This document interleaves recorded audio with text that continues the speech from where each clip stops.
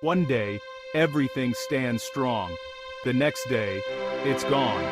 Life has a way of collapsing in a moment, without warning, without mercy. A job you loved ends with a single phone call. A friend you trusted walks away, leaving your heart in pieces. Or maybe a dream you built for years shatters in a single conversation. The weight of loss is heavy. It presses down on your chest and leaves you gasping for air. The shock is the hardest part. You replay the moments, searching for signs, wondering if you missed a clue.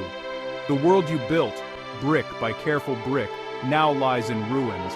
Your mind scrambles to gather the pieces, to make sense of what's left. You wonder how something so precious could fall apart so quickly. Questions swirl in the silence. Was it your fault? Did you do something wrong? Wasn't your faith enough to protect you from this? The pain in your soul is raw and real. It's hard to see anything beyond the devastation.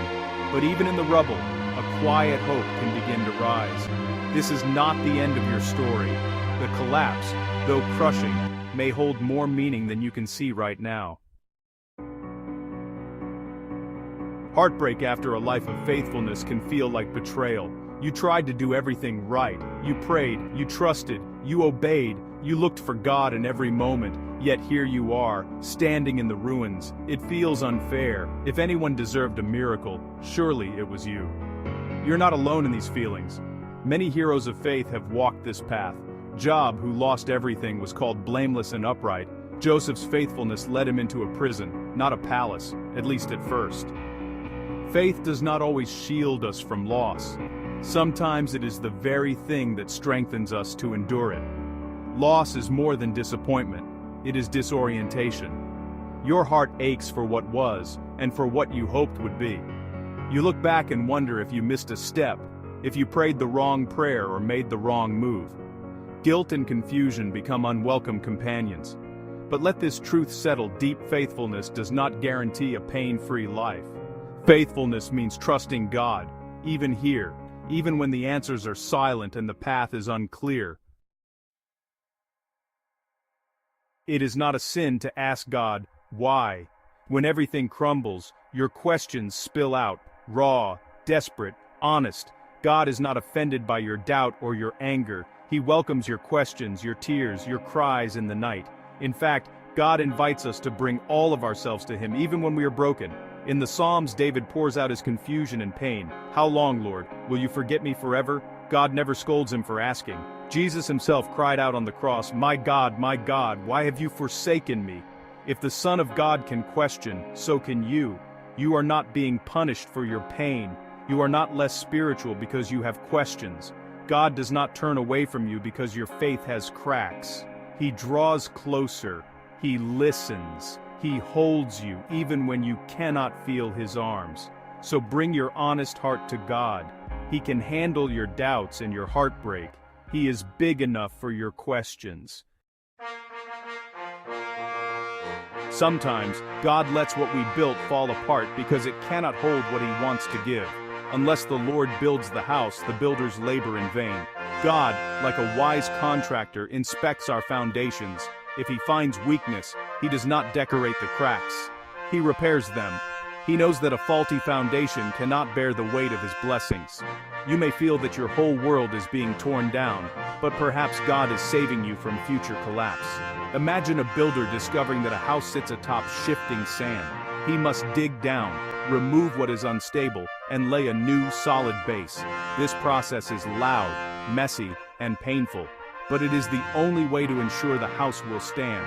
C.S. Lewis writes, imagine yourself as a living house. God comes in to rebuild that house. He starts with the obvious repairs, but then He starts knocking the house about in a way that hurts abominably. The pain is not punishment. It is a merciful shout to save us from something worse. Trust that when God dismantles, He does so with purpose. He wants what is best for you. The tearing down is making room for something stronger. Sometimes it isn't just broken dreams that God removes. It's good things that have become, just a little too important. Jesus said, no one can serve two masters. Even a good job, a loving relationship, or a cherished dream can quietly take God's place in our hearts. God knows we cannot truly thrive if our hope rests on anything but Him. Hosea 2:14 paints a picture of God drawing His people into the wilderness, not to punish but to speak tenderly to them. Sometimes God must remove what we cling to just to get us alone. He knows that a full heart cannot receive more. Only empty hands can be filled. John Owen, the old preacher, once wrote, "Be killing sin, or it will be killing you." Sometimes it is not sin, but simply too much love for lesser things. God, in mercy, pries our fingers from these treasures so we can hold Him tighter. In the empty space, God offers Himself. The loss makes room for His presence. In the pain, a deeper relationship waits to be born. Collapse and closed doors are not always signs of failure. Sometimes they are God's way of steering us toward the right path. Paul, in Acts 16, tried to enter new territories with the gospel, but the Holy Spirit stopped him, not once, but twice. Only then did God open the door to Macedonia, changing history forever. It is easy to think a closed door means rejection, but Jeremiah 29:11 promises, "For I know the plans I have for you, plans to prosper you and not to harm you, plans to give you hope and a future." God's guidance may look like a detour, but it is always wise. He sees the whole map, while we see only the next step. Dietrich Bonhoeffer once said, "God does not give us everything we want, but He does fulfill His promises, leading us along the best and straightest paths to Himself." The path may lead through ruins, but it is not the wrong path. It is the only path to His best for us. Closed doors are not the end. They are often the beginning of God's better story for your life. It's easy to see loss as rejection, but could it be mercy instead? When everything falls apart, God is not abandoning you. He is loving you with a fierce, protective love. The ruins are not proof of His absence. They are evidence of His care. God's love sometimes removes what we depend on to turn us back to Him. Like a parent pulling a child from a dangerous ledge, God acts before we understand. The pain is real, but so is His purpose. He is willing to let us hurt a little now to save us greater pain later. Look at the ruins with new eyes. These are not marks of failure, but of God's skillful hands. He is not punishing you. He is leading you, sometimes through heartbreak, toward a life that is truly secure and whole. The collapse is not the end of your story. It is the start of a love-soaked rebuilding.